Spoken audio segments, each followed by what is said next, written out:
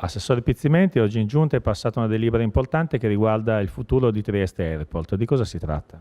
Si tratta di una nuove direttive che vengono date appunto a chi dovrà fare la gara, quindi a Trieste Airport, per quanto riguarda la vendita delle azioni dell'aeroporto stesso.